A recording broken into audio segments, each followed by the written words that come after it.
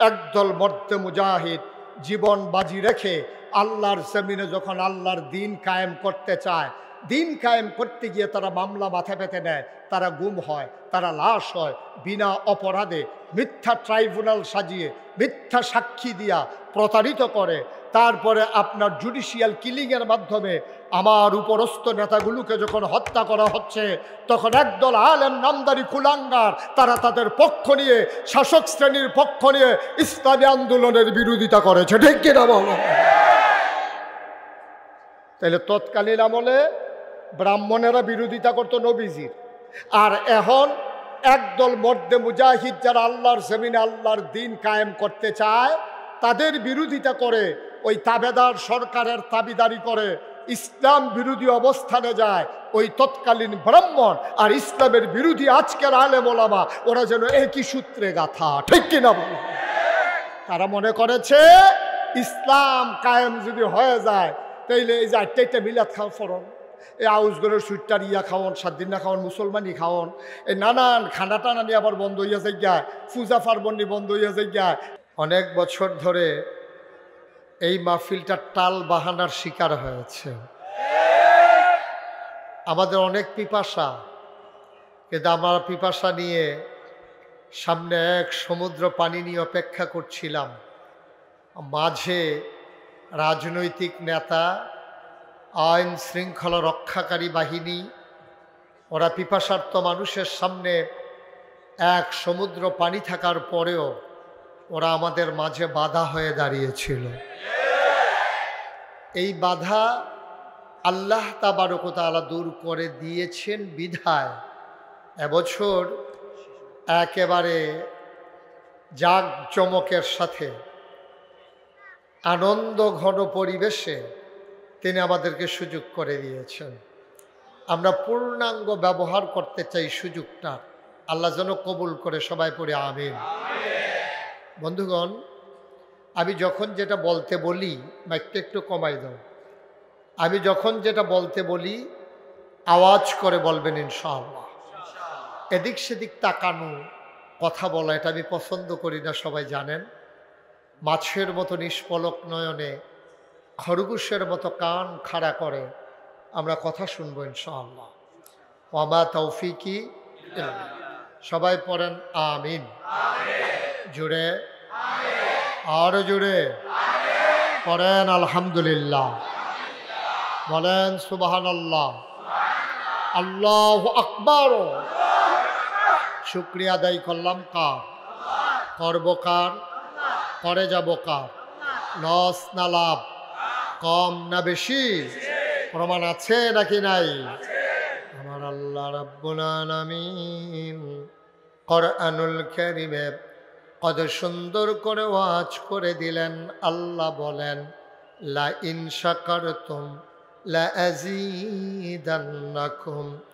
ও দুনিয়ার মানুষ, নামত পেয়ে যদি শুকরিয়া আদায় করবে, যেই নামত পেয়ে শুকরিয়া আদায় করবে, শুকরিয়া আদায়ের কারণে ওই নামত আমার আল্লাহ আরো বহুত গুণে বাড়িয়ে দেবেন।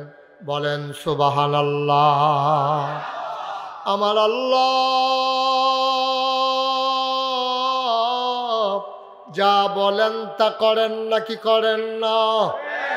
কম কম না বেশি বেশি? প্রমাণ আছে নাকি নাই? কোরআনুল কারীমে 30 পারায় সূরা বুরুজের শেষ অংশে আল্লাহ কত সুন্দর করে ওয়াজ করে দিলেন। আল্লাহ বলেন, ফাআলুল লিমা ইউরিদ। আমার আল্লাহ এমন আল্লাহ, তার যা মন চায় ওই কাজটাকে আমার আল্লাহ বেশি বেশি করে দেন। বলেন সুবহানাল্লাহ। আল্লাহ দুনিয়ার মানুষের মতো না। দুনিয়ার মানুষ বলে একটা, করে আর একটা, ঠিক কিনা? অসুখে পড়লে একরকম, ভালো হয়ে গেলে আর একরকম, বিপদে পড়লে একরকম, বিপদ দূর হয়ে গেলে আর একরকম, নির্বাচনে দাঁড়াইলে একরকম, পাশ করার পরে আর একরকম, ঠিক কিনা?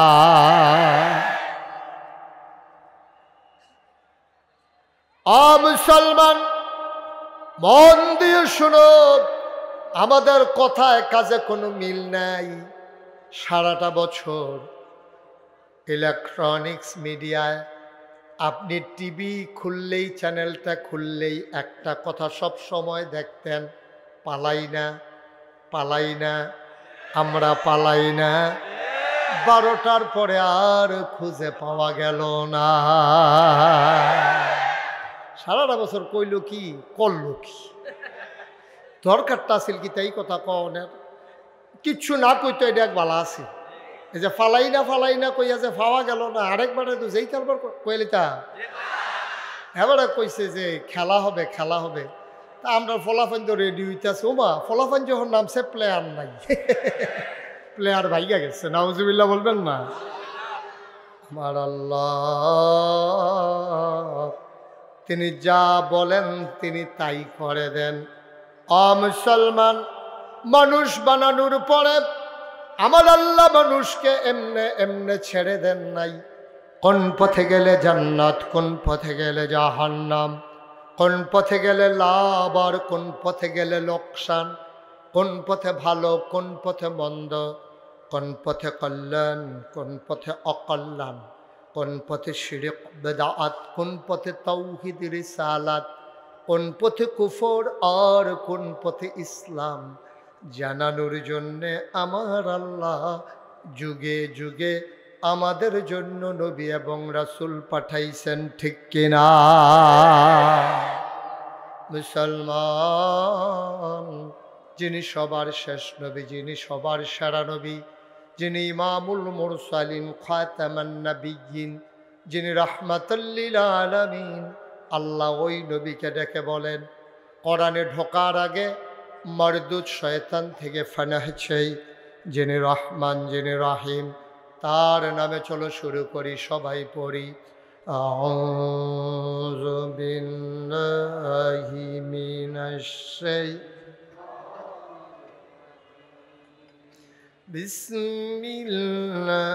বিসমিল্লাহির রাহমানির রাহিম। ইয়া আইয়ুহান নাবিয়্যু তাকিল্লাহ ওয়া লা তুতি'ল কাফিরিনা ওয়াল মুনাফিকিন। মরদুদ শয়তান থেকে ফানাহ চাই, যিনি রহমান, যিনি রহিম, তার নামে শুরু করছি। বন্ধুরা আমার, ভাইরা আমার, কোরআনুল কারীম 30 পারার ভিতরে 21 পারার সর্বশেষ সূরা, সূরার নাম সূরা আহজাব। 73টা আয়াত, 9টা রুকু। আল্লাহ ডেকে বলেন ইয়া আইয়ুহান নবী, হে নবী, ইত্তাকিল্লাহ, আপনি ভয় পাবেন শুধুমাত্র, কেবলমাত্র, একমাত্র আমার আল্লাহকে। বলেন সুবহানাল্লাহ।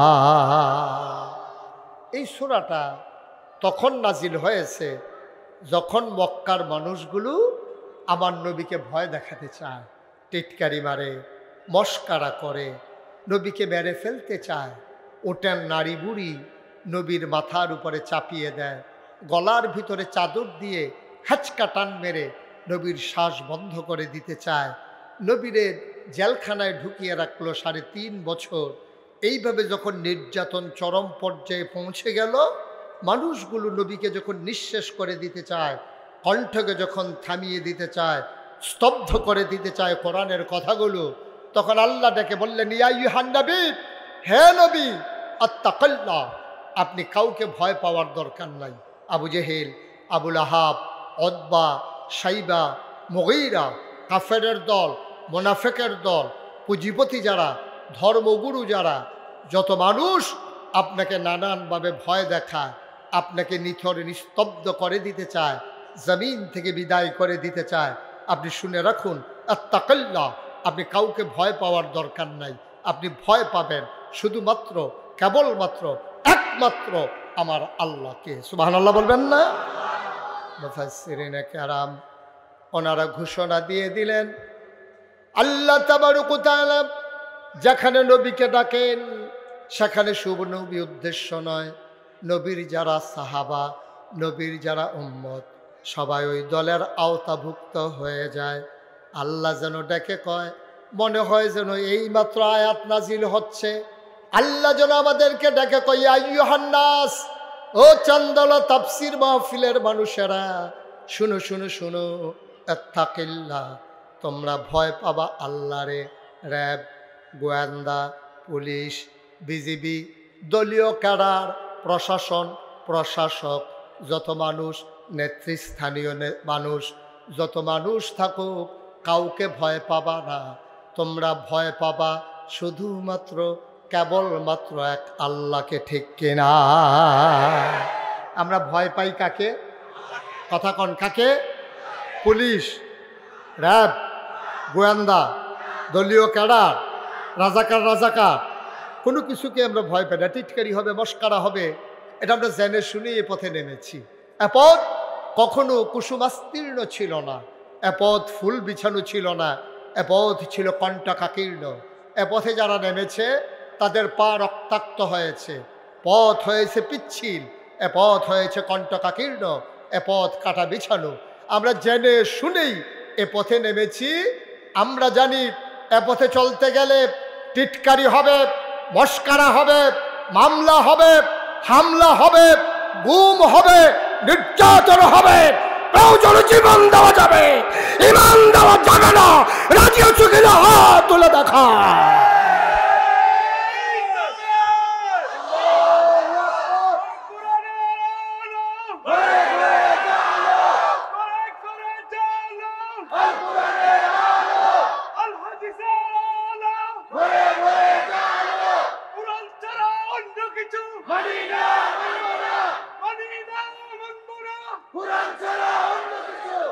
সবাই পড়ে না আমিন, জোরে পড়ে না আমিন।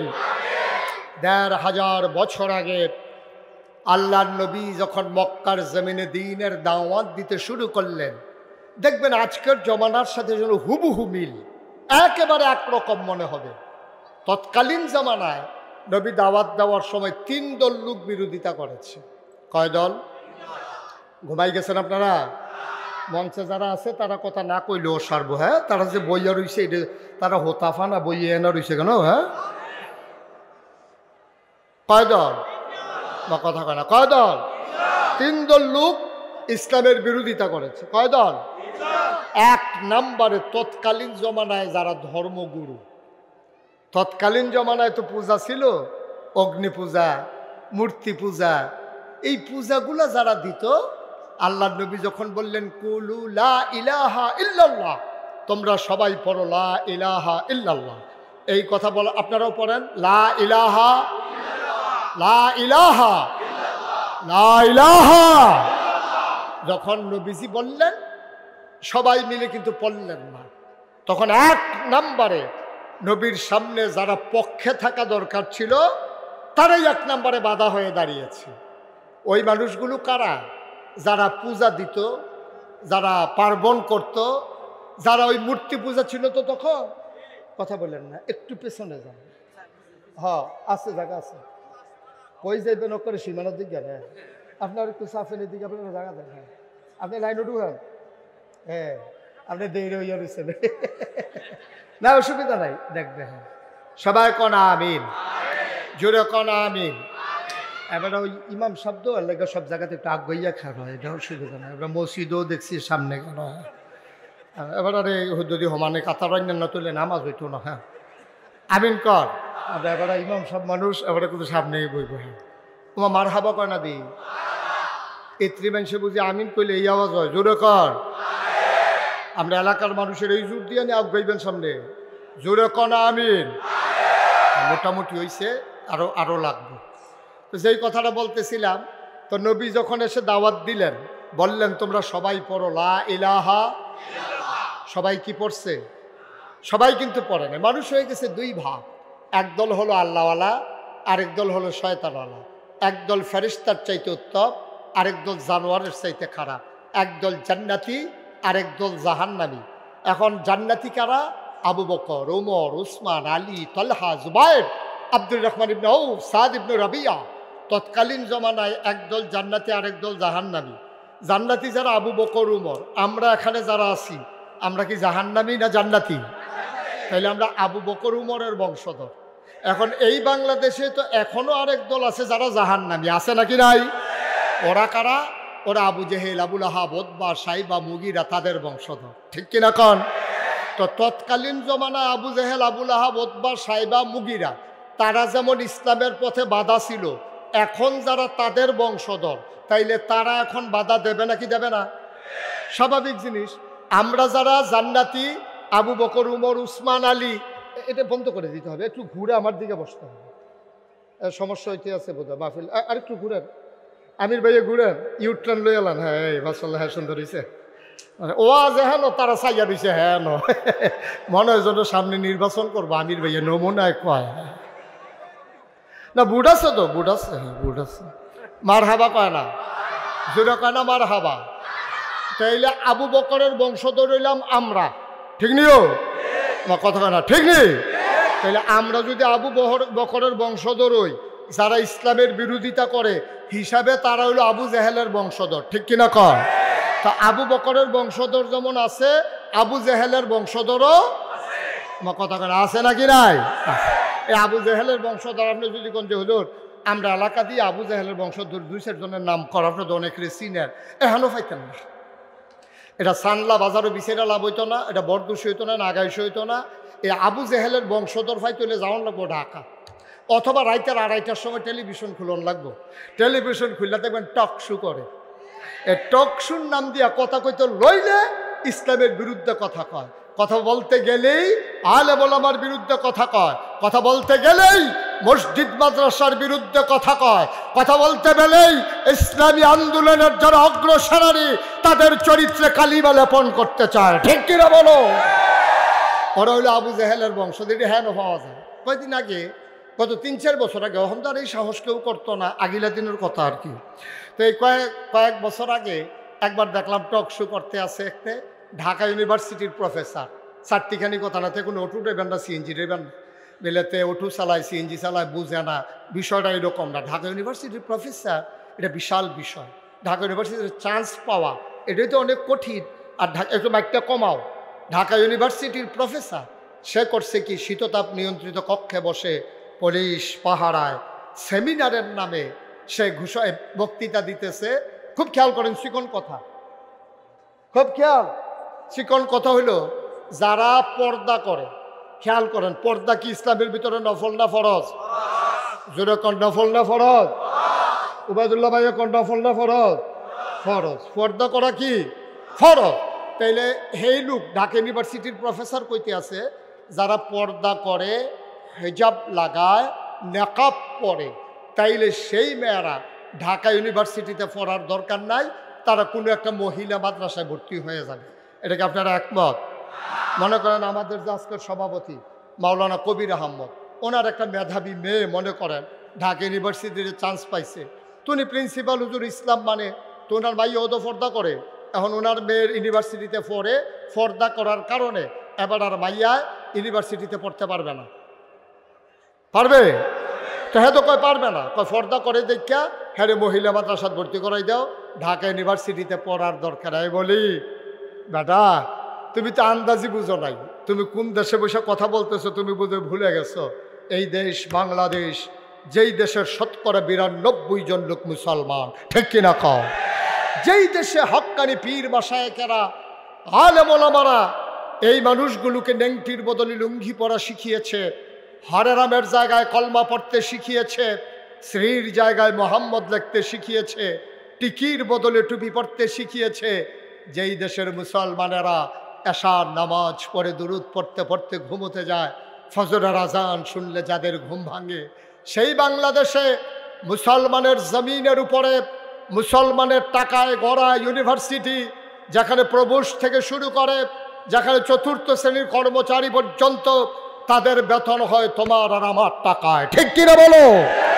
সেই ইউনিভার্সিটির হলরুমে বসে তুমি ইসলামের ফরজ বিধান পর্দার বিরুদ্ধে কথা বলো।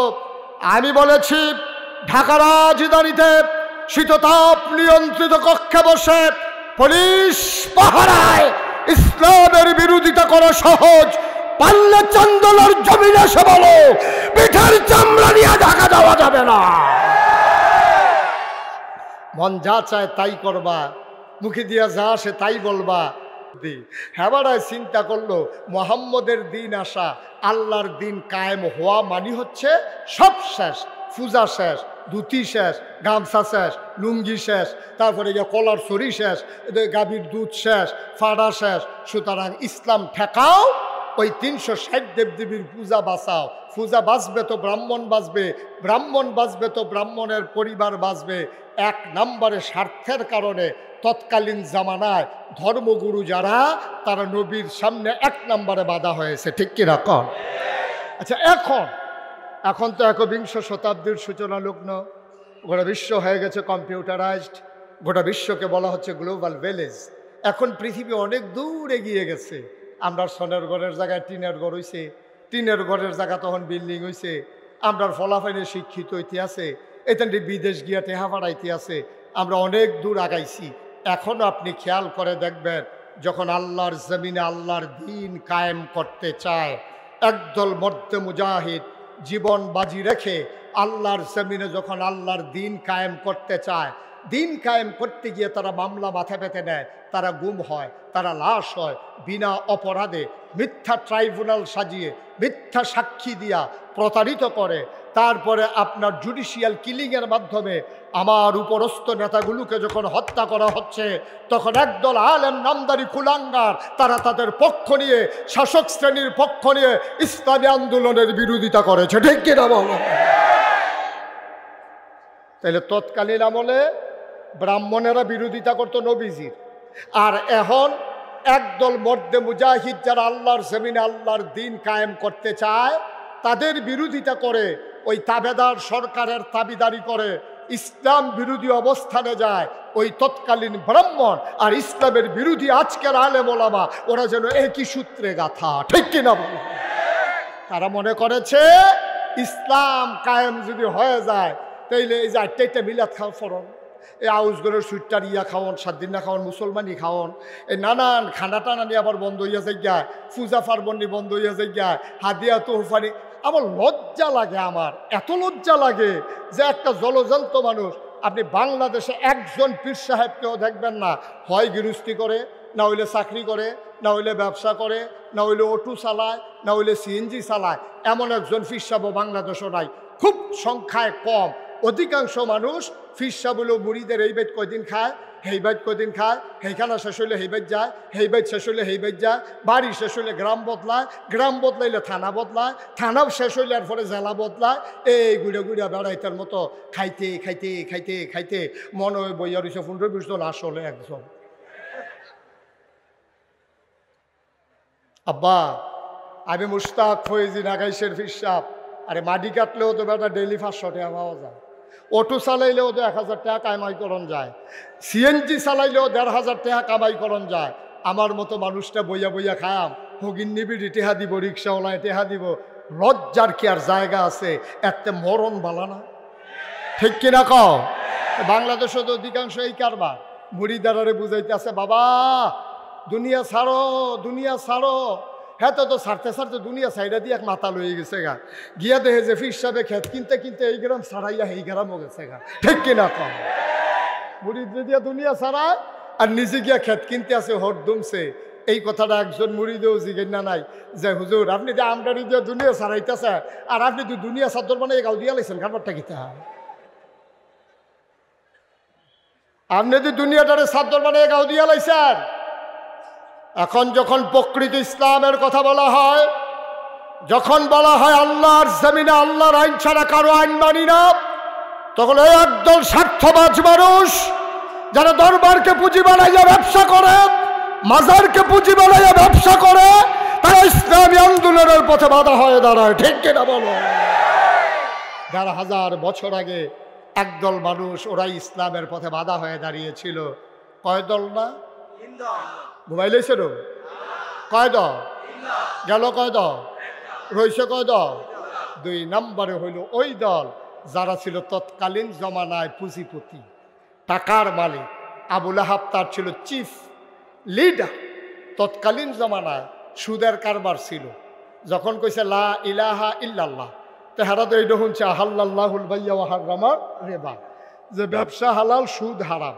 তেহাতে চিন্তা করলো ইসলাম যদি কায়েম হয়ে যায়, আমি যে নবীর চাচা আমার কি আর ছাইড়া দিব?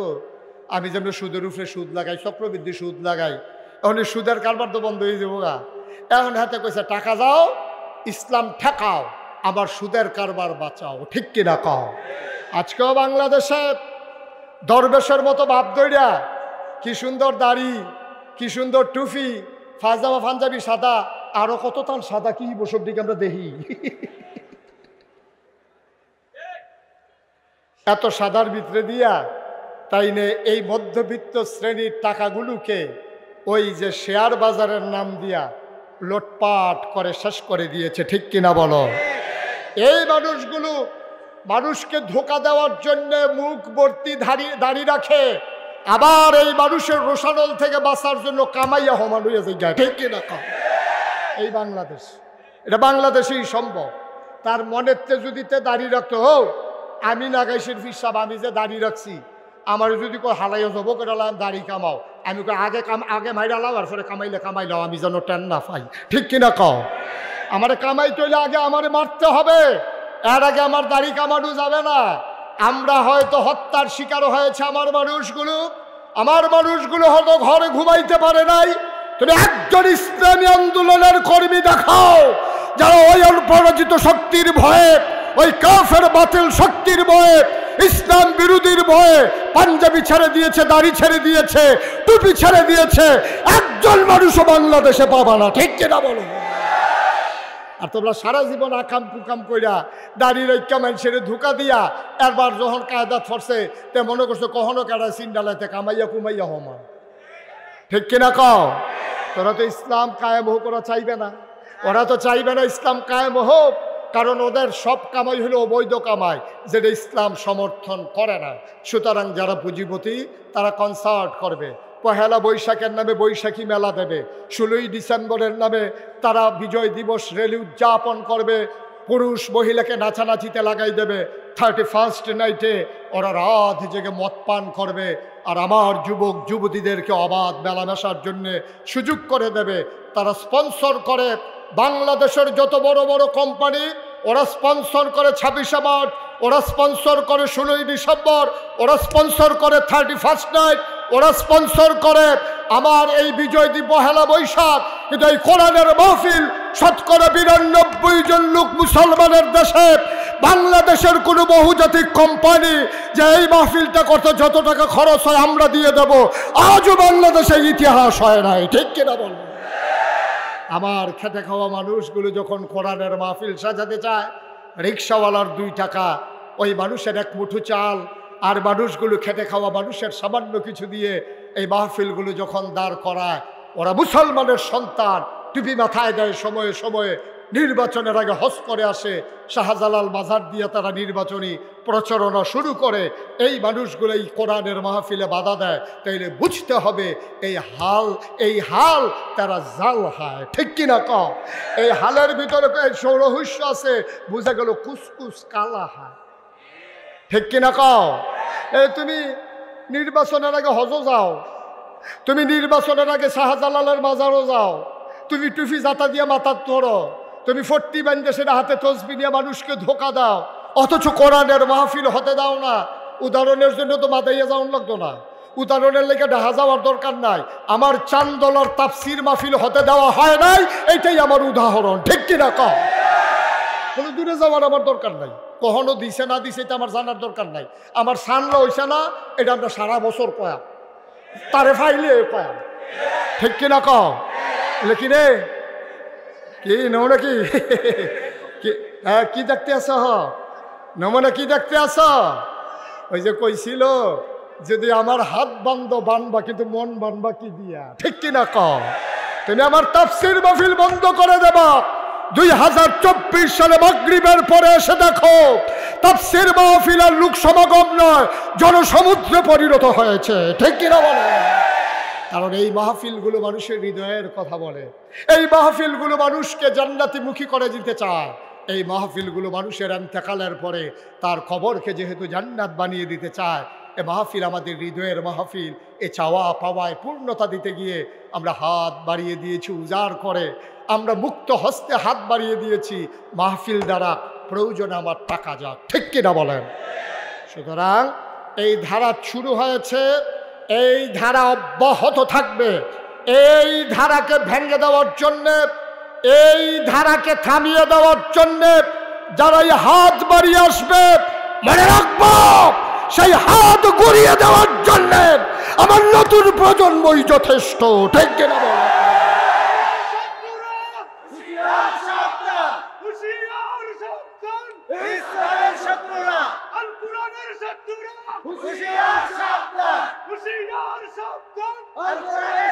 সবাই পড়েন আমিন, জোরে পড়েন আমিন। কয় দল? কয় দল গেল? কয় দল গেল? দুই দল। এক দল হলো ধর্মীয় নেতা, দুই নম্বরে হলো পুঁজিপতি, যারা কোনো মতে যারা ঠা বানাইছে, কি আর হালাল কি আর আলাপ খায় না, যা পায় তাই খায়। হোক ইন্ডিপেন্ডেন্ট লিগে বিস্কুট হয়েছে, হেই বিস্কুট বাড়িয়াতে খাইয়া বইয়া রয়েছে। সুইরাল আজাদ কনফারের সামনে যা পাস নাউজুবিল্লাহ কইতেন না, তারা তো ইসলাম কায়েম হতে দেবে না আব্বা, না দেওয়াটাই তো স্বাভাবিক, কারণ তারা তো ওই ইসলামের অনুসারী যে ইসলামের ধারক বাহক ছিলেন নবীজির পরে আবু বকর সিদ্দিকের পরে যিনি হাল ধরেছিলেন ওমর বিন খাত্তাব, ঠিক কিনা বলো? বন্ধুরা আমার, ভাইরা আমার, আল্লাহর নবী নাই, আবু বকর সিদ্দিকের ইন্তেকাল হয়ে গেছে। ও মুসলমান, মন দিয়ে শুনো, সবাই পাগল হয়ে গেছে, নবী নাই, আবু বকর সিদ্দিক নাই, কে রাখবে ইসলামের পতাকাকে উড্ডীন? কে চেয়ে রাখবে? কে হবে আমাদের অভিভাবক? সবাই খুঁজতেছিলেন ওমরকে, খুঁজে খুঁজে পাওয়া যাচ্ছিল না। ওমর কই, ওমর কই, ওমর কই? খুঁজে খুঁজে ঘরের দরজায় গিয়ে দেখা গেল দরজা ভেতর থেকে বন্ধ। ডাকলেন, কে? ওমর কই, আপনি ভেতরে আছেন নাকি? কানতে কানতে তার চোখ দুইটু লাল হয়ে গেছে, চোখ ফুলে গেছে, বড় বড় হয়ে গেছে। ওমর ডাক দেয়া কয়, কেন তালাশ করো? কয়, আপনি এখানে বসে আছেন, আবু বকর নাই, নবীজি নাই, কে ইসলামের এই ঝান্ডা উড়াবে? কে আমাদেরকে চেয়ে রাখবে? ওমর কাঁদে আর কয়, আমি জানতাম তোমরা আমারে তালাশ করবা, এই জন্য আমি লুকিয়ে আছি। আমি বাবা ক্ষমতা চাই না, কোনো মতে বাকি জিন্দেগিটা কাটাতে চাই। আমি জানতাম আবু বকরের পরে এই গামছা আমার গলায় লাগাই দেবা, এই বেরি আমার পায়ে লেগে যাবে, আমি কিয়ামতের ময়দানে কি জবাব দেব? আল্লাহ সেদিন যদি ডেকে জিজ্ঞেস করে, ওমর রে, ওমর, তোর শাসন আমলে একটা কুকুর কেন ফুরাত নদীর তীরে না খেয়ে মারা গেল? জবাব দে।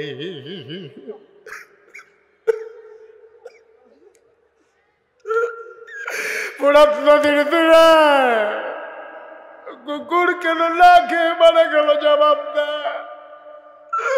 আমি ওমর সেই দিন কি জবাব দেব? এই ভয় আমার ঘর থেকে বের হতে দেয় না। সবাই ধরে ধরে ওমরকে খলিফা বানিয়ে দিলেন।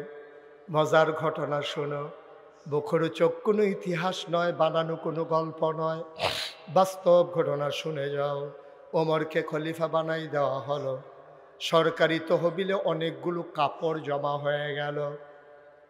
ওমর ঘোষণা দিলেন, প্রাপ্তবয়স্ক সবাইকে কাপড় দেওয়া হবে, সবাই আসো। মসজিদে নববীর সামনে সবাই লাইন ধরে দাঁড়িয়ে গেল। ওমর সবাইকে সীমিত পরিমাণে সমহারে এক টুকরা করে কাপড় দিচ্ছেন। ওমরও সবার শেষে এক টুকরা নিলেন। ওমরের ছেলে আব্দুল্লাহ ইবনে ওমরও পেলেন এক টুকরা। সবাই পাঞ্জাবির কাপড় নিয়ে বাড়িতে গেলেন। পাঞ্জাবি বানানো হয়ে গেল। পরের শুক্রবার জুমার আজান পড়ে গেছে। আমিরুল মুমিনিন, খলিফাতুল মুসলিমিন, ইসলামের দ্বিতীয় খলিফা, জান্নাতের সুসংবাদ প্রাপ্ত দ্বিতীয় মানুষ ওমর। ওমর খুতবা দেবেন।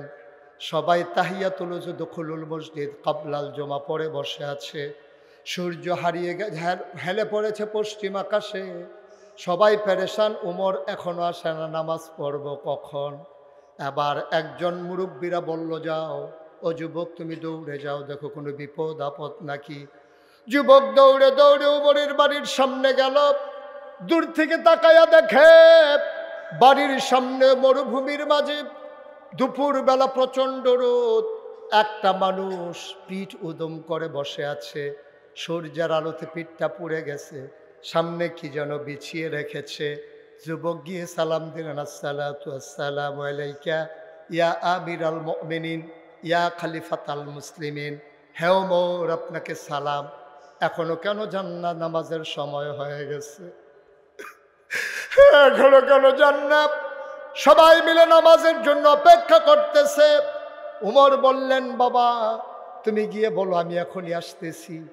আমার পাঞ্জাবিটা আমি যখন গায়ে দিতে যাব দেখি একটু ময়লা হয়ে গেছে। জুমার দিনে ময়লা পাঞ্জাবি গায়ে দিয়ে যাওয়া ঠিক হবে না, এই জন্য পাঞ্জাবিটা ধুয়ে দিছিলাম, শুকাইতে একটু দেরি হয়ে গেছে। এই তো পাঞ্জাবি শুকিয়ে গেছে, তুমি যাও আমি আসতেছি। তাইলে বোঝা গেল অর্ধ পৃথিবীর প্রেসিডেন্ট, আমিরুল মুমিনিন, খলিফাতুল মুসলিমিন, যার ব্যাপারে নবী নিজেই ঘোষণা দিয়েছেন, আনা খাতামুন নবিয়্যিন লা নবিয়্যা বা'দি, আমি হলাম সর্বশেষ নবী, আমার পরে আর নবী নাই। আমার পরে যদি নবী থাকতো আমার উমর আমার পরে নবী হইতো। ওমর পাঞ্জাবি ধুয়ে বসে আছেন, সকালে যাবেন। তাইলে বুঝা গেল উমরের পাঞ্জাবি 10-12টা। কথা কয় না কয়টা? অর্ধেকটা পৃথিবীর প্রেসিডেন্ট আমিরুল মুমিনিন খলিফাতুল মুসলিমিন পাঞ্জাবি হইল একটা। ইসলাম, এটার নাম হচ্ছে ইসলাম। নির্বাচনের আগে তে বাতাস আইলে গাছ ধরে রেখে রুই থাকে, তার এনে লইয়া যে গিয়া বাতাসে তার বিডার ভিতরে কুত্তা ঘুমায়। তে ফাঁসকরণের পরে তে এলাকার তো বাড়ি করছে কুমিল্লা করছে একটা, ঢাকা করছে একটা। যদি ভাগ্যা জায়গাও লাগে, যদি ভাগ্যা জায়গাও লাগে, এর লেগেতে মালয়েশিয়া এবং কানাডায় সেকেন্ড হোম। তে দ্বিতীয় বাড়ি হ্যালো করে রাখছে যেন ভাগ্যা দিলে গিয়া থাহার একটা মোটামুটি ভাড়া ছাড়া থাহন যায়। এই বুদ্ধি করে তে হ্যালো করছে, বাড়া হগিন্নির ফুতের নাম বিয়া খা। আরে হগিন্নির ফুতের নাম বিয়া খা, বাড়া ভাত খাইতি, ভাত খাইছ তা তোর বিডাত কুত্তা ঘুমাইছে না রে তোর বিডাত। তুই বাতাস এলে বাজার খেয়ে রইছ, তোকে হাত দিলে তুই চা খাইছত, না হইলে চায়ের ফেলে তিনের মতো চাইয়া রইছ। হ্যাঁ, তারা ফুট করে আর তোর ঠুটু দুদি লড়ে না খাইয়া। এটি আমরা দেখছি না, মনে করছ? তুই নির্বাচনে ফাঁস করে কয়টা বেতন পাইছ? তোর বাইক বাড়ি হয়, কুমিল্লা বাড়ি হয়, ঢাকায় বাড়ি হয়, সেকেন্ড হোম করো মালয়েশিয়ায়। হ্যাঁ, লজ্জায় কি মুখ দেখানোর জায়গা আছে? আমার দেশের সাবেক প্রধান মন্ত্রী কইতে শরম করে, সাবেক প্রধান বেরিয়ে কয় আমার ফিওনেও 400 কোটি টাকার মালিক। শরম দিয়াস, শরম দিয়াস। এবারে এটা চিন্তাই করলো না, আমি যে কইতে আছি ফিওনে 400 কোটি টাকার মালিক। বাংলাদেশের মানুষ কি বেহতার আছে? হ্যাঁ, তারা যদি মনে মনে কয় আপনি জানি কত কোটি টাকার মালিক। ফিওনে 400, আমার ঘরের বসুইরা কামলা যদি গাড়ি দিয়া যায় তো আমি তো বিমানে যাওয়ার কথা হিসাবে। তো ফিওনে যদি 400 হয় তাহলে যে মালিক প্রধানমন্ত্রী তে কয় 1000 কোটি টাকার মালিক, ও হনে না বারুইটি আছে। এতক্ষণ তো আমরা ধরতে আমি পারছি, আমরা কান্দা দিক কেমন করছি? হ্যাঁ স্যারের কান্দা। কারবার কি? অর্ধ পৃথিবীর প্রেসিডেন্ট উমর পাঞ্জাবি করা রে, কথা কনা কয়টা? ইসলাম, এটার নাম ইসলাম, এটার নাম ইসলাম। ইসলাম কারে কয় তাকাই দেখো। আমার নেতাদের উপরে তোমরা কম অপবাদ দিছ। তোমরা কইছো তারা নারী ধর্ষণকারী, তোমরা বলেছো তারা লুটতরাজকারী, তারা হিন্দুর সম্পদ দখলকারী। 5টা বছর আমার 2 নেতা মন্ত্রিত্ব করেছে, তন্ন তন্ন করে তালাশ করা হয়েছে, বানানো অনেক অভিযোগ দিয়েছ, কিন্তু আমার 2 মন্ত্রীর একটা টাকা আত্মসাৎ করেছে তার চরম শত্রুরাও দাবি করতে পারে নাই। ঠিক কিনা বলো? এটার নাম ইসলাম। উমরের পাঞ্জাবি করা কথা তো এখনো শেষ না, মাত্র শুরু হয় না। সাফা দিয়া বউ মার হাবা কয় না রে, জুড়ে কয় না মার হাবা। মুসলমান আবার পাঞ্জাবি উমর গায়ে দিয়া মসজিদের বারান্দায় দাঁড়ালেন। আসসালামু আলাইকুম। রাস্তা খালি হয়ে গেল। ওমর আস্তে আস্তে করে মেহরাবের দিকে গেলেন। বিসমিল্লাহ বলে তিনি মিম্বারে উঠলেন। তিনি সালাম দিলেন সবাইকে, আসসালামু আলাইকুম, আউযু বিল্লাহি মিনাশ শাইতানির রাজিম, বিসমিল্লাহির রহমানির রহিম। তিনি খুতবা দেবেন, এমন সময় একটা যুবক পেছনে দাঁড়াইছে, টান দিয়া খাপের ভেতর থেকে তরবারি বের করে উঁচু করে ধরেছে। ওমর তাকিয়ে আছে। যুবক ডাক দিয়া কয়, ওমর, ইয়া আমিরাল মুমিনিন, ইয়া খলিফাতাল মুসলিমিন, আপনি খুতবা দেবেন না? আপনি খুতবা দেওয়া বন্ধ করেন, আগে একটা প্রশ্নের জবাব দেন। কত কিছুদিন আগে সমহারে সম পরিমাণে সবাই এক টুকরা করে কাপড় নিলাম, সবাই পাঞ্জাবি বানালাম নতুন। কারো পাঞ্জাবি হাঁটুর নিচে নামে নাই, কারো পাঞ্জাবির কাপড় হাঁটুর নিচে নামে নাই। আপনার পাঞ্জাবি দেখি নেসফে সাক হয়ে গেছে, হাঁটু থেকে এক বিগত নেমে গেছে। অবশ্যই আপনি কাপড় চুরি করেছেন অথবা ক্ষমতা দেখাইয়া কাপড় বেশি নিছেন। কোনটা করেছেন জবাব দেন। যতক্ষণ জবাব না দেবেন ততক্ষণ পর্যন্ত মদিনার মুসলমান আপনার খুতবা শুনবে না। পারবেন এমপি সাহেবের গাড়ির সামনে খেয়ে রিটার্ন পারবে না? কথা না পারলেও কইবেন, না পারলে না কইবেন, ধুম ধরে রিসিভ দিতে। এই এমপি সাহেব মন্ত্রী সাহেবের গাড়ির সামনে দিয়ে দাঁড়াইতেন পারবে? যে মন্ত্রী সাহেব, আগে দিয়ে রিক্সা তুলনের ভাড়া পাইছেন না, চান্দা তুললা নির্বাচন করাইলাম, আপনি যখন গাড়ি দিয়া ফোন করেছে পেপু করে গেছে, গীতাছেন কারবারটা কিতা? এই যে কুট শুট ফইরা রইছেন, টেহা পাইছেন কো? এই কথা জিগাইতেন পারবে? এই জিগাইতেন পারতেন না দেখে ধ্বংস। যদি পারতেন তাইলে এই ধ্বংস হইতো না। পুরো পৃথিবীর ইতিহাসে সভ্যতা শুরু হওয়ার পরে রাষ্ট্রীয় অবকাঠামো যেদিন থেকে শুরু হয়েছে, যেদিন থেকে রাষ্ট্রের সূচনা হয়েছে, দেশ কাকে বলে যেদিন থেকে মানুষ জানতে পেরেছে, ওই দিন থেকে আজকে পর্যন্ত পৃথিবীর ইতিহাসে সরকার বদল হয় আন্দোলনের মুখে, মৃত্যুর কারণে অথবা নির্বাচনের কারণে। কিন্তু পৃথিবীতে কোথাও কোনো দেশে একসাথে সরকার বদলের পরে 330 জন মেম্বার অফ পার্লামেন্ট, আমলা কামলা বদুল্লা, র্যাব, গোয়েন্দা পুলিশ, বিজিবি, তারপরে আপনার বড় বড় কর্মকর্তা, ব্যবসায়ী, উপদেষ্টা একসাথে একটা দেশ থেকে সব পালিয়ে গেছে। বাংলাদেশ ছাড়া আর কোথাও হয় নাই, ঠিক কিনা বলো? ওই যে ডাক দেয় না, জিগেন না, নাই যে ওই পাঞ্জাবির কথা যদি জিগাইল যে তো তোর ভাগ্য জিগাউন লাগে না, জিগেন না নাই, জিগাই তো দিছে না, অহন আর তারা থাকে না। আমি জিজ্ঞেসলাম গেল গা কে রে? ফলাফাইনে কয় থাকলে। আমি কই কিতা করা এটা কোন যেত ফাইলে বিলে কিতা করলো। নাউজুবিল্লাহ কন্যা কেন? জোরে কন নাউজুবিল্লাহ। এখন উমর দাঁড়িয়ে আছে আর যুবক তরবারি খুলে, কথা মনে আছে তো নাকি? যুবক তরবারি খুলে দাঁড়িয়ে আছেন। জবাব দেন, পাঞ্জাবি কেন লম্বা? আগে জবাব হবে, তারপরে খুতবা হবে। ওমর চুপ মেরে দাঁড়িয়ে আছেন। ওমরের ছেলের নাম আব্দুল্লাহ ইবনে ওমর। তিনিও সেদিন সেই মসজিদে ছিলেন মুসল্লি হিসাবে। আব্দুল্লাহ ইবনে ওমর দাঁড়ালেন, চোখের পানি ছেড়ে দিলেন, ডাক দিয়ে কয়, ও দেশবাসী, ও মদিনার মুসলমান, জবাব কি আব্বা দেওয়া লাগবে নাকি আমি দিলেও চলবে? কয়, আমাদের জবাব দরকার, কে দিল দরকার নাই। সুবহানাল্লাহ, সুবহানাল্লাহ। আব্দুল্লাহ ইবনে ওমর চোখের পানি ছেড়ে দিলেন, ডাক দিয়া কয়, শুনো শুনো শুনো, ও মদিনার মুসলমান শুনো, আমার আব্বা চোর না, আমার আব্বা কাপড় চুরি করে নাই, আমার আব্বা ক্ষমতা দেখাইয়া এক টুকরা কাপড়ও বেশি নেয় নাই। এত কথার দরকার নাই, পাঞ্জাবি লম্বা হলো কেমনে বলে দাও, আমাদের কোনো ব্যাখ্যা শুনতে চাই না, পাঞ্জাবি কেমনে লম্বা এটার জবাব দাও। আবার মদিনার মুসলমান চুপ মেরে আছেন। আব্দুল্লাহ ইবনে উমর ডাক দেয়া কয়, ভাই শুনো, আমি আব্বার বড় ছেলে, আমার নাম আব্দুল্লাহ। ভাই, আমার আরো ভাই আছে, বোন আছে। গত কয়েকদিন আগে রাতের বেলা আমার ভাইয়েরা আম্মাকে ধরেছে। আম্মা আম্মা আম্মা, অনেক দিন হয় ফিন্নি খাই না, আম্মা গো দয়া করে আব্বাকে বলে একটু ফিন্নির ব্যবস্থা করো। বলে যে ঠিক আছে বাবা, তোমার বাবা আসলেই বলবো। ছেলেরা কাঁদতে কাঁদতে ঘুমিয়ে গেছে। ওমর যখন ঘরে গেলেন রাষ্ট্রীয় কাজ শেষ করে, একটা কমাও। ওমর যখন ঘরে গেলেন রাষ্ট্রীয় কাজ শেষ করে, ওমর ঘরে যাওয়ার পরে ওমরের বিবি ডাক দেয়া কয়, স্বামী আমার, বাচ্চারা ফিন্নি খেতে চায়, দয়া করে আপনি একটু বরাদ্দ দেন যেন ফিন্নি খেতে পারে। কয় বাচ্চারা কই? কয় কানতে কানতে ঘুমিয়ে পড়েছে।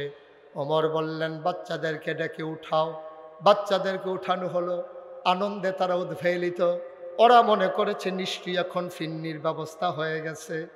ছেলেরা যখন উঠেছে ওমর ডাক দিলেন, বাবা কাছে আসো, শুনলাম তোমাদের মায়ের কাছে তোমরা নাকি ফিন্নি খেতে চাও। কই জি বাবা, অনেক দিন হয় ফিন্নি খাওয়া হয় না।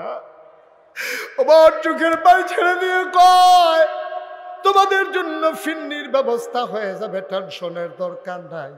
বাচ্চারা কয় বাবা, ও বাবা কবে ফিন্নি হবে?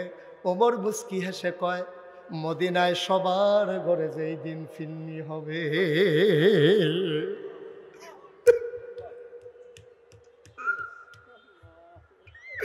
আমার আব্বার সেই আব্বা, সন্তানের আপনারা বাবা ফিন্নি রান্না করতে দেন নাই, আর কাপড় চুরি করবে এটা তোমরা ভাবলা কেমনে? আমার আব্বা কাপড় চুর না, আমার আব্বা কাপড় চুরি করে নাই। আবার ওমরের ছেলে যখন এভাবে সাফাই গাইতেছে, লোকজন বলতেছে বলে দাও কেন কেন তোমার আব্বার পাঞ্জাবি লম্বা হইল কেমনে? এবার ওমরের ছেলে আব্দুল্লাহ ইবনে ওমর কয়, ভাই তোমরা সবাই এক টুকরা করে কাপড় পেয়েছো, আমার বাবা পেয়েছে এক টুকরা, আমি পেয়েছি এক টুকরা, বাপ বেটা 2 টুকরা পেয়েছি। বাড়িতে গিয়া দেখলাম আমার পাঞ্জাবিটা এখনো নতুন আছে, আগেরটা এখনো ছিঁড়ে যায় নাই, এখনো পুরানো হয় নাই। আমি আব্বাকে বললাম, আব্বা ও আব্বা, এবার মনে হয় শীত পড়বে, বেশি দেশের নমুনা ভালো না, আপনি বয়স্ক মানুষ, আমার আগের পাঞ্জাবিটা এখনো ভালো আছে, আমার টুকরা কাপড়টা আপনারে দিয়ে দিলাম, আপনি 2 টুকরা কাপড় জোড়া লাগাইয়া একটা লম্বা করে পাঞ্জাবি বানার আরাম পাবেন।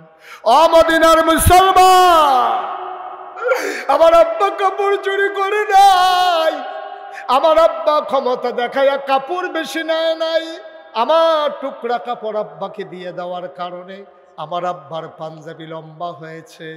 আমার আব্বা কখনোই চুরি করতে পারে না। মদিনার মুসলমান সবাই বলে ঠিক আছে ওমর খুতবা দিয়ে দাও। ওমর কয় না, আমি খুতবা দেব না। ওই যে যুবকটা তরবারি উঁচু করছিল সে কই? আবার যুবকরে ডাক দিছে, আসো সামনে আসো। সবাই রাস্তা করে দিল, যুবক মাথা নিচু করে আগাইল।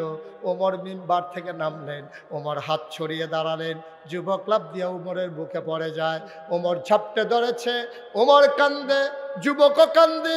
আবার উমর ছেড়ে দিয়ে কয়, যুবকেরা রে, ও মদিনার মুসলমানেরা, যেই দিন পর্যন্ত ইসলামের ভিতরে অসঙ্গতি দেখলে, অনিয়ম দেখলে, কোনো সমস্যা দেখলে, যেই দিন পর্যন্ত এইভাবে তরবারি খুলে যুবক দাঁড়িয়ে যাওয়ার ক্ষমতা রাখবে, ওই দিন পর্যন্ত ইসলামের দিকে চোখ বড় বড় করে তাকানোরও সুযোগ কেউ পাবে না, ঠিক কিনা? আজকে 250 কোটি মুসলমান থাকার পরে আজকে আমার ভারতের ঝিলাম নদীর পানি স্বচ্ছ স্ফটিকের মতো, ডালিমের দানার মতো যে পানি ছিল স্বচ্ছ, সেই পানি আজকে রক্তে রঞ্জিত হয়েছে, আমার কাশ্মীরের মুসলমানের রক্তে, ঠিক কিনা বলো? আজকে নাফ নদীর পানি আজকে রক্তে রঞ্জিত হয়েছে আমার আরাকানের মুসলমানের রক্তে। আজকে তাকিয়ে দেখো, ফিলিস্তিনের দুদু মরুভূমি রক্তে রঞ্জিত হয়েছে, আর হাড় গোড় দিয়ে সেই মরুপ্রান্তর আজকে হাড় ঘুরের একটা বিশাল বড় মনে হয় কারখানা হয়ে গেছে। আমার লেবাননের মুসলমানরা জীবন দিচ্ছে। গোটা বিশ্বে প্রাচ্য থেকে পাশ্চাত্য আর এই পৃথিবীর উত্তর মেরু থেকে দক্ষিণ মেরু 250 কোটি মুসলমান থাকার পরে সব জায়গায় মুসলমান মার খায়, মুসলমান নির্যাতিত হয়, মুসলমান নিপীড়িত হয়। আমার সোনার বাংলায় মুসলমানদেরকে কচুকাটা করা হয়েছে। এইভাবে যুগে যুগে সময়ে সময়ে ইসলামকে দাবিয়ে রাখার জন্যে সকল শক্তি একজোট হয়ে ইসলামকে দাবিয়ে রাখার প্রচেষ্টা চালিয়েছে। খোদার কসম, খোদার কসম, মুসলমান যদি সিংহের মতো গর্জন দিয়ে উঠে, ওই কাফের বেদিনেরা চামচিকার মতো গর্তের ভিতরে পালানো ছাড়া উপায় থাকবে না, ঠিক কিনা বলো? মুসলমানের কোয়ান্টিটি হয়েছে, তাদের কোয়ালিটি আজকে ডিস্ট্রয় হয়ে গেছে। আমরা সংখ্যায় বেড়েছি, কিন্তু আমাদের যোগ্যতা বলতে কিচ্ছু নাই, আমাদের আমানতদারি নাই, আমাদের ভিতরে সততা নাই, আমাদের ওয়াদা আমরা খেলাফ করে ফেলি। না মসজিদে আজান হয়, মানুষগুলো মসজিদের সামনে দিয়ে হেঁটে চলে যায়, নামাজের জন্য মসজিদে ঢুকে না। এইভাবে চলতে থাকলে সংখ্যায় বাড়ানো যাবে মুসলমান, মনে রাখবা, সংখ্যায় বাড়ানো আর মুসলমান ঐতিহ্য নিয়ে ঠিক। আমরা নাকি মরে যাব, তাদের ফাঁদে তারাই আটকে গেছে। পেঁয়াজ এটা রেখে দেওয়ার জিনিস না। পেঁয়াজ যখন পচা শুরু হয়েছে, এখন কৃষকেরা বিক্ষোভ করতেছে, তোমাদেরকে পিটাবো, আমাদের পেঁয়াজের ন্যায্য দাম দাও। আলুগুলো যখন পচে যাওয়া শুরু করেছে, ওরা বলেছে আমাদের দেশে আলু দেবে না, পেঁয়াজ দেবে না। আর আমরা বলেছিলাম ঠিক আছে, আমরা অন্য দেশ থেকে নিয়ে নেব। ইন্ডিয়া থেকে যখন পেঁয়াজ আর আলু আমদানি বন্ধ করে দেওয়া হলো, এখন পেঁয়াজ পচা শুরু হয়ে গেছে, আলু পচা শুরু হয়ে গেছে। আমি বলি আনারস পাকলে এটা কি 15 দিন রাখার জিনিস? কাঁঠাল পাকলে কি এটা রাখা দেওয়ার জিনিস? দাদা তোমরা বাংলাদেশে পাঠাইয়া টাকা দাও, মাগনা দো একটা কাঁঠালও দাও না। তোমরা যেই দিন বলছিলে গরু দেবা না, আমার শিক্ষিত যুবকেরা গরুর ফার্ম করে যখন গরু উৎপাদন শুরু করে দিল, দেখা গেল সমীক্ষায় দেখা গেল গরু কুরবানি দেওয়ার পরে আমার বাংলাদেশে কুরবানির পরেও গরু আরো বেশি হয়েছে। ঠিক কিনা কও? আমরা ইন্ডিয়া থেকে একটা গরু আনা লাগে নাই। এজন্য আমি আজকের এই তাফসীরুল কোরআন মাহফিল থেকে বিনীত অনুরোধ জানাই, যার যতটুকুন পতিত জমিন আছে, বাড়ির ঘাটা আছে, ছোট্ট টুকরা জমিনটা আছে, এখন পেঁয়াজ লাগানোর মৌসুম। আগামীকালকে সকালবেলা কোম্পানিগঞ্জ থেকে পেঁয়াজের চারা এনে তুমি 1 ঘন্টা কাজ করো। তুমি রসুন লাগাও, পেঁয়াজ লাগাও, তুমি মরিচ লাগাও, ধনেপাতা লাগাও, তোমার বাড়ির পাশে ছোট্ট গর্তটা খুঁড়ে সেখানে করে তেলাপিয়া মাছ ফেলে দাও। তেলাপিয়া একবার ফালাইলে কিয়ামতের আগের দিন পর্যন্ত ফালান লাগে না। এটি পরিকল্পনা বুঝে না। এটি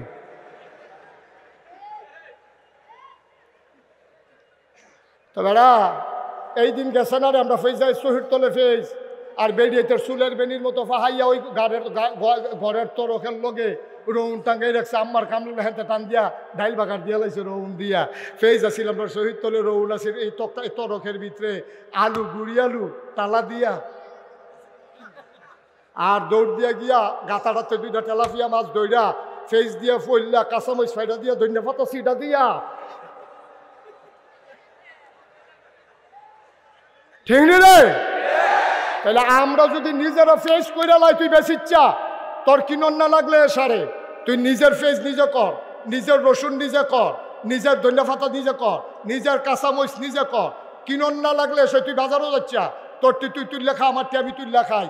তো হইলে দেখবা ইন্ডিয়ার তারা কাটা তারের বেড়ার কাছে আইয়া আমরা ডাক দিব, দুলাভাই দুগলা ফেস নিয়েন, আমরা কম নিহি খায়েঙ্গে শহীদ তোলে। ঠিক কিনা কও? আমরার খাইতে হাতার আমরারে টিটকারি মারে। আজকে এই তাফসীর মাহফিলের যতগুলো হাত আছে, প্রতিটি মানুষের 2টি করে হাত। এইগুলো চায়ের স্টলে আড্ডা মারবে না, এইগুলো টেলিভিশনের সামনে বসে থাকবে না, আমার যুবকেরা ব্রিজের উপরে বসে বসে মোবাইল চালাবে না। আগামীকাল সকাল থেকে আমরা উৎপাদনের বাংলাদেশ, আমরা নিজের জমিতে নিজেরা পেঁয়াজ লাগাবো, রসুন লাগাবো, কাঁচামরিচ করব, ধনেপাতা করব। ইন্ডিয়ান টিটকারির কাছে আমরা মাথা নত করব না। আমরা সংখ্যায় কম হতে পারি, 56,000 বর্গ মাইল। আর রূপসা থেকে তেঁতুলিয়া, রূপসা থেকে পাথুরিয়া, টাকনাফ থেকে তেঁতুলিয়া, 18 কোটি মানুষের যদি 37 কোটি হাত আজকে থেকে আবার বলিষ্ঠতার সাথে কাজ শুরু করে দেয়, মনে রাখবো 1-2 বছরের ব্যবধানে আমার বাংলাদেশের প্রায় পেঁয়াজ, বাংলাদেশের আলু ওই আমের মতো, ওই মাছের মতো, ইলিশের মতো আমার পেঁয়াজ, আমার আলু, আমার রসুন বাইরের দেশে রপ্তানি হবে ইনশাআল্লাহ। সিদ্ধান্ত নিয়ে ঝাঁপিয়ে পড়ো, দেশ প্রেম নিয়ে ঝাঁপিয়ে পড়ো। আসো এগিয়ে আসি, গর্জে উঠি, নিজের ভবিষ্যৎ নিজেরা বিনির্মাণ করি। ভিক্ষা করার চাইতে স্বাবলম্বী হও, বসে বসে খাওয়ার চাইতে পরিশ্রম করে খাও, তাহলে আমার দেশ প্রকৃত অর্থে সোনার বাংলা হবে। ঠিক কিনা বলো? আমার সোনার বাংলা, আমি তোমায় ভালোবাসি। সেই সোনার বাংলার সোনার মানুষ, গর্বিত নাগরিক হতে চাই আমরা প্রতিটি মানুষ। আল্লাহ যেন কবুল করে। জুড়ে পড়ো, আরো জুড়ে। যেই যুবকেরা পাঞ্জা লড়তে জানে ঝঞ্ঝার সাথে, যেই যুবকেরা ঝড়ের মুখে দাঁড়িয়ে থাকতে পারে অটল পাহাড়ের মতো, আমরা তো সেই যুবক। পুলিশ যখন বন্দুক তাক করেছে, আমার আবু সাইদ সিনা টান টান করে দাঁড়িয়েছে, ঠিক কিনা বলো? আমরা তো সেই যুবক, যেই যুবকেরা পিপাসার্ত মানুষকে পানি পানি বলে পানি পান করিয়ে এক বুক পিপাসা নিয়ে আল্লাহর রাহে হাজিরা দিয়েছে, ঠিক কিনা বলো? আমরা যেমন করে দেশ বাঁচাতে জানি, যেমন করে ইসলাম বাঁচাতে জানি, যেমন করে আমার সমাজ বাঁচাতে জানি, তেমন করে এই নতুন করে প্রতিষ্ঠিত এই তাফসীর মাহফিলকেও আমরা টিকিয়ে রাখতে জানি, ঠিক কিনা বলো? এর জন্য আগামী বছরে প্রয়োজনে ডাবল প্যান্ডেল হবে। আমরা সবাই মিলে একজন একজন করে লোক নিয়ে আসবো। আমাদের যদি টাকাগুলোর গায়ে ছুরি লাগাইতে হয়, আমরা প্রয়োজনে টাকা দেব, নিজেরা পরিশ্রম করব, স্বেচ্ছায় শ্রম দেব। এই কোরআনের মাহফিলগুলোকে আমাদের টিকিয়ে রাখতেই হবে, ঠিক কিনা বলো? আজকে আবার এই মানুষগুলো প্রমাণ দেবে কেমন করে তারা তাফসীর মাহফিলকে ভালোবাসে। আমার ছেলেরা তোমাদের কাছে রুমাল নিয়ে আসবে, একটা লোক খালি যাওয়া যাবে না, প্রয়োজনে 2 টাকা দেবে। একবারে ছোট্ট বাচ্চাটা যে বুট বাদাম খাওয়ার জন্য টাকা আনছে, সেখান থেকে সে 2 টাকা দেবে ইনশাআল্লাহ। একজন আমরা খালি যাব না, রাজি আছেন সবাই? আমার ছেলেরা আসতেছে, সবাই বিসমিল্লাহ বলে পকেটে হাত দেন, সবাই বিসমিল্লাহ বলে পকেটে হাত দেন। তোমরা ভিতরে ঢুকো, একটা লোকের সামনে থেকে যেন ব্যাগটা খালি না যায়, এটা আমার আবদার। আমি মুশতাক ফয়জি আপনাদের কাছে আবদার করেছি, একটা হাতও যেন খালি হাত না যায় ব্যাগের সাথে। বিসমিল্লাহ বলে ঢুকো ভিতরে, বিসমিল্লাহ বলে। যেখানে আমাদের ভলান্টিয়াররা আছেন, অন্যান্য লোক দাঁড়ানোর দরকার নাই, সুন্দর করে সবাই বিসমিল্লাহ বলে পকেটে হাত দেন, বিসমিল্লাহ বলে সবাই পকেটে হাত দেন। স্টেজে যারা আছেন প্রয়োজনে 2 টাকা দেবেন, কিন্তু খালি যাওয়া যাবে না। একটা লোকও খালি যাওয়া দেখতে চাই না আমি। প্রয়োজনে 2 টাকা দেবেন। আমি বলেছি বেশি টাকা লাগবে না, আপনি 2টা টাকা দেন। আপনি মরে যাবেন না, আপনি গরিব হবেন না, আপনি 2টা টাকা দেন। আপনি মরে ইনশাল্লাহ আপনি হবেন গর্বিত সৈনিক। এই তাফসীর মাহফিল বিনির্মাণে আপনি হবেন গর্বিত সৈনিক। কিয়ামতের ময়দানে মাওলার দরবারে সাক্ষী দিতে পারবেন, মাওলা ও রব্বে কারীম, বেশি পারি নাই, 2 টাকা দিয়ে শরীক হয়েছিলাম। একজন লোক আমরা খালি যাব না।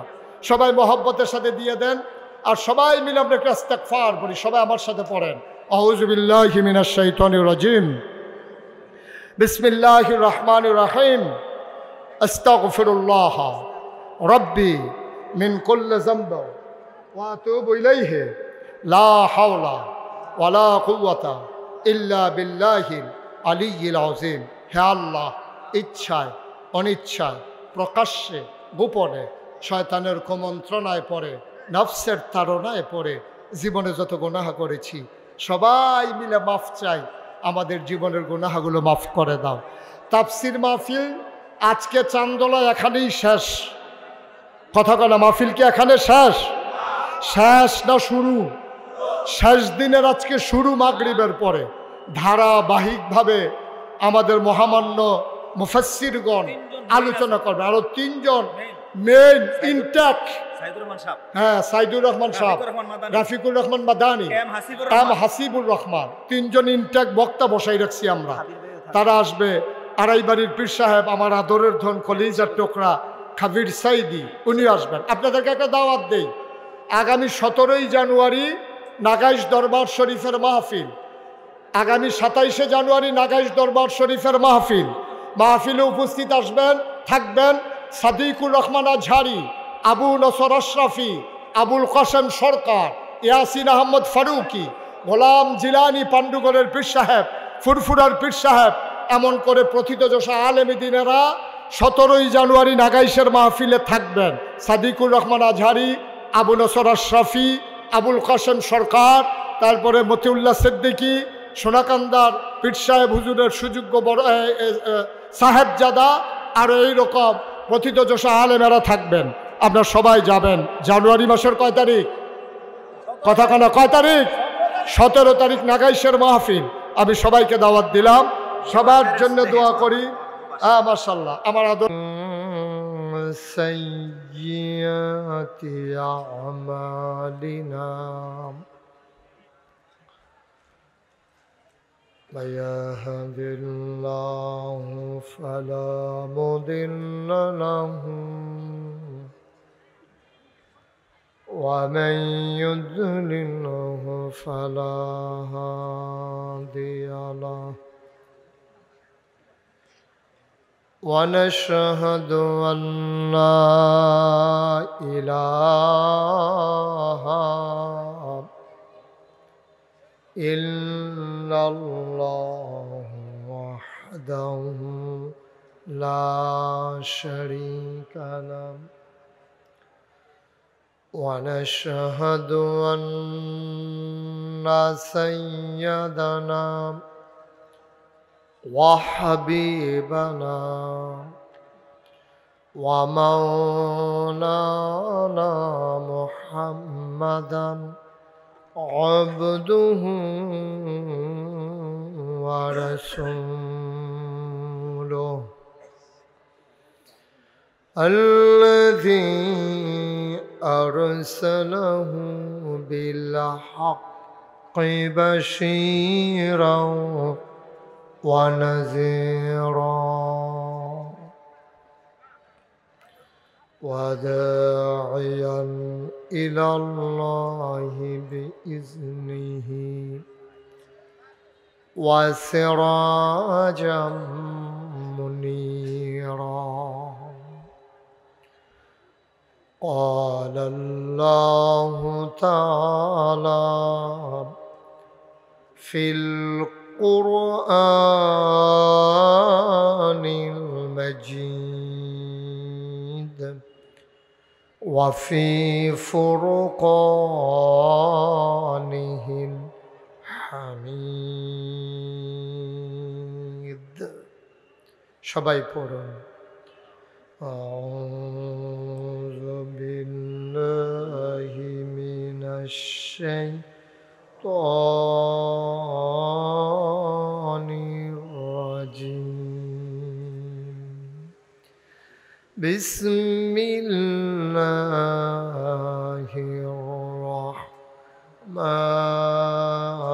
الرحمن الرحيم يا أيها النبي اتق الله ولا تطع الكافرين والمنافقين إن الله كان عليما حكيما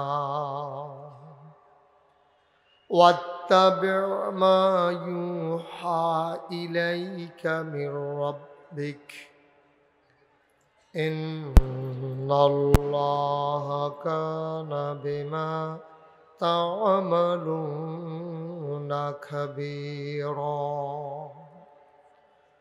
وتوكل على الله وكفى بالله وكيلا إن الله وملائكته يصلون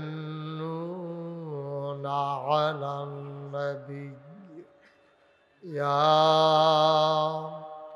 أيها الذين آمنوا صلوا عليه وسلموا تسليما اللهم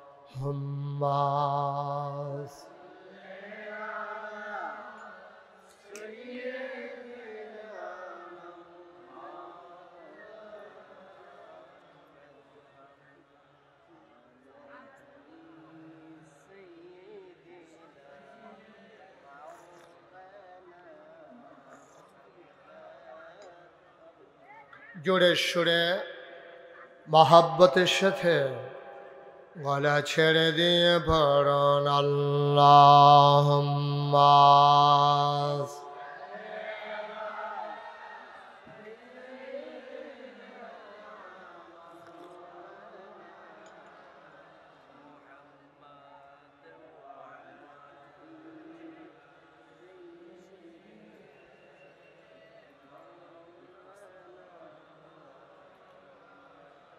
لا إله إلا الله لا إله إلا الله لا إله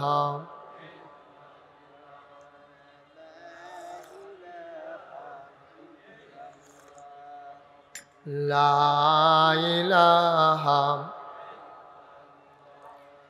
لا إله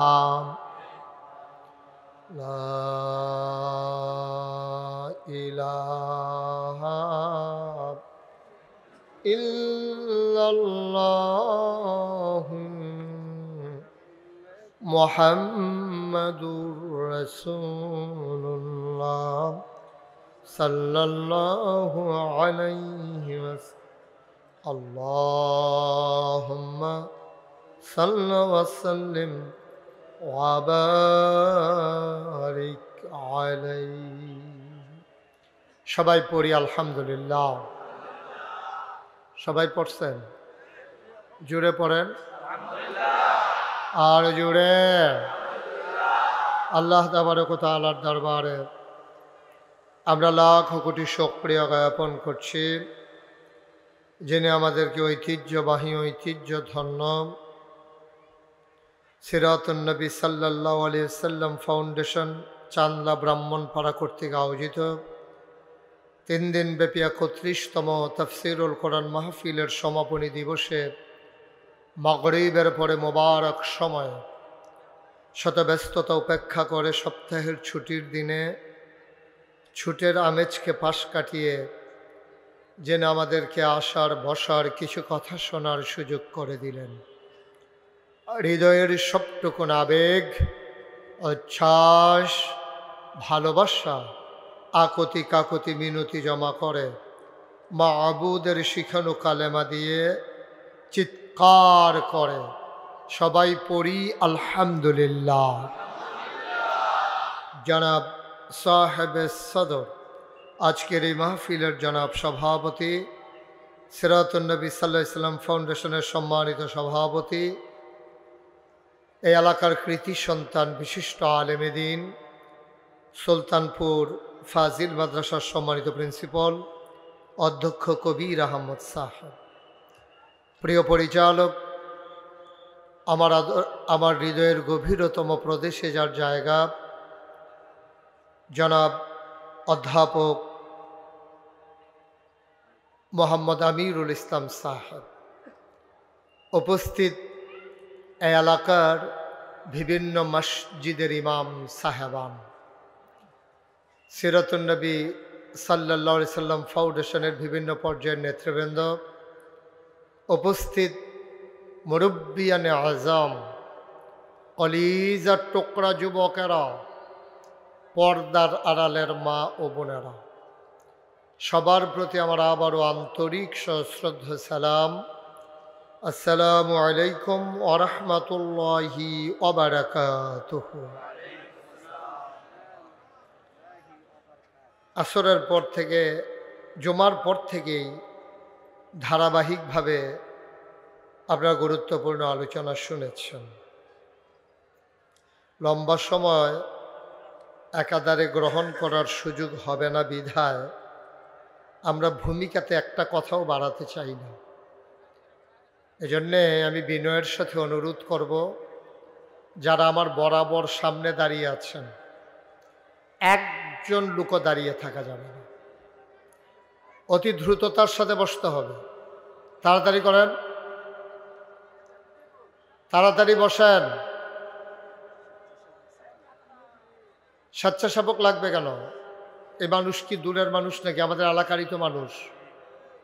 তো স্বেচ্ছাসেবক থেকে আমরা বিদেশ থেকে আনছি নি, বৌন্যাও আমরা, বৌন্যাও আমরা। নিজেরা নিজেরা বসে গেলেই তো হয়, মানে একজনের ধরবো এবার ধরলি গিরে এতেই তো ঝগড়ার দরকার কি?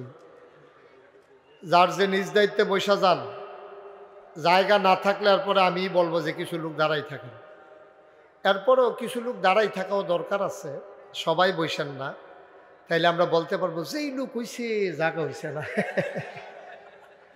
কিছু লোক দাঁড়াই থাকলে আমার সুবিধাও আছে। আমরা যেহেতু সময় একেবারেই ফ্রেমে আবদ্ধ, আমাদের সামনে একটা রেস্ট্রিকশন আছে, যেহেতু এশার নামাজ, তার আগেই আমাকে যেহেতু কথা শেষ করতে হবে, এজন্য বিনয়ের সাথে মিনতি আমার, সবাই বসে পড়ুন। আপনাদের জন্য যেন মাহফিলের ক্ষতি না হয়, আল্লাহ তাবারক ওয়া তাআলা যেন কবুল করে, সবাই পড়ে আমিন।